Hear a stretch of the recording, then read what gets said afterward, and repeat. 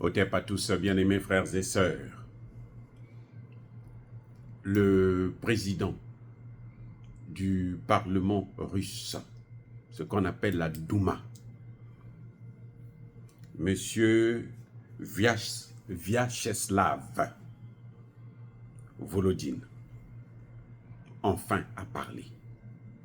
C'est un homme très discret. Vous ne l'entendez pas parce que lui, c'est le législatif, il n'est pas l'exécutif.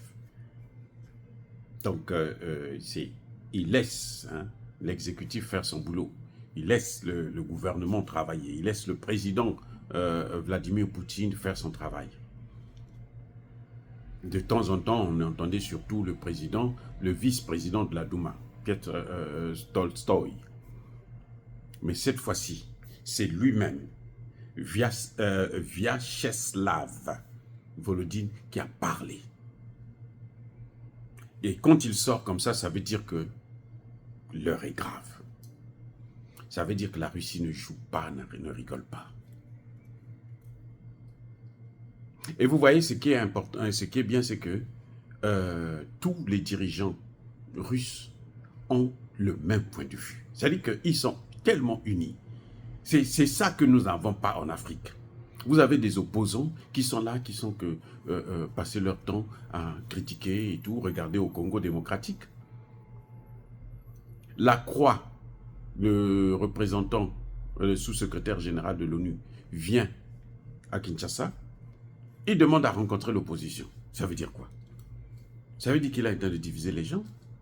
Ça veut dire qu'il est en train de vouloir déstabiliser le pays, qu'il est en train d'affaiblir le gouvernement.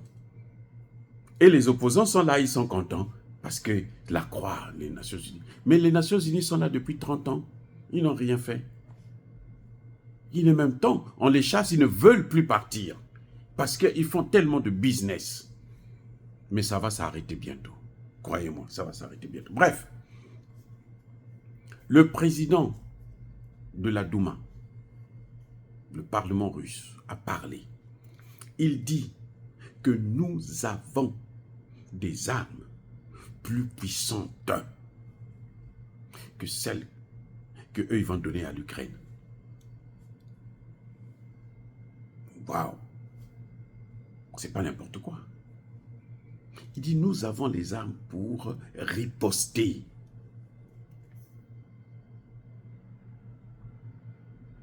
C'est ça, ça veut dire que nous avons les moyens pour agir.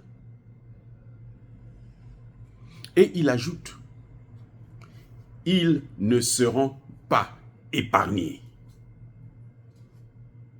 Mawa. Qu'est-ce qu'il veut dire par là? Ils ne seront pas épargnés. Mais c'est ce que le ministre des Affaires étrangères a dit.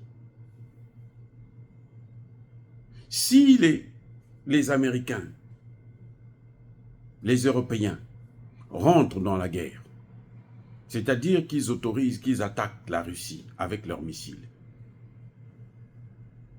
même si ça vient du sol ukrainien, mais ils sont en train de déclarer la guerre. Et la Russie dit, là le président dit, mais il y aura la guerre. Mais cette guerre ne va pas s'arrêter en Ukraine.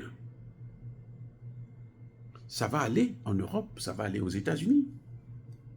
Les États-Unis ne seront pas épargnés. Si quelqu'un vous a dit ça, il a menti. Les États-Unis ne seront pas épargnés. C'est ça que le président Volodine est en train de dire. Ils ne seront pas épargnés. C'est-à-dire qu'on va mener la guerre là, sur leur sol, à eux aussi. Je vous rappelle que la Russie a des missiles intercontinentaux. C'est-à-dire que ça peut quitter le continent européen pour aller au continent américain. Les amis, ces gens-là sont en train de jouer avec le feu. Et c'est à nous de les arrêter. Ils sont en train de jouer avec le feu. Et c'est à nous de les arrêter. Parce que ça suffit. Trop, c'est trop.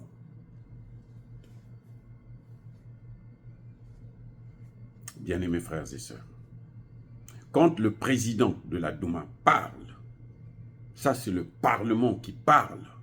C'est le Parlement qui donne l'autorisation de faire la guerre. Et le Parlement est prêt à faire la guerre contre l'OTAN. Ils savent, ils s'affrontent déjà sur la ligne de front là. Mais l'Ukraine a déjà tous les Chaldo, les machins, les Scarpes et autres là. Ils ont tout ça. Les attaques MS et autres là. Ils ont ça. Ils ont ça. La seule différence, c'est que maintenant, au lieu que ça se passe sur la ligne de front, ça va se passer sur le sol russe. Donc, on va tuer des Russes. C'est là que ça se passe. Alors que au front, ce sont les militaires. Donc, même si les militaires tombent, on est en guerre. C'est différent. C'est ça. Et donc, ils sont en train de dire que non, mais vous pensez que nous, on va rester là, attendre que vous nous attaquez, vous nous bombardez et tout, et tout. Et puis nous, on va rester là. Vous êtes chez vous dans vos bureaux feutrés à Washington, à Paris, à Londres et autres. Non. Non. Maintenant, des petits pays comme la Pologne, la Lituanie et autres, là, qui sont hyper peuplés, mais Poutine dit, mais moi, je vais raser tout ça. Il va raser ça.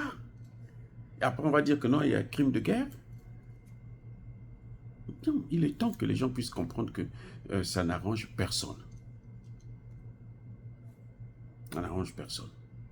L'OTAN s'est élargi, tellement élargi, que maintenant l'OTAN doit s'arrêter. Parce que le monde n'appartient pas à l'OTAN. Attendez, écoutez bien. Le monde n'appartient pas à l'OTAN. Ce n'est pas l'OTAN qui a créé ce monde-là.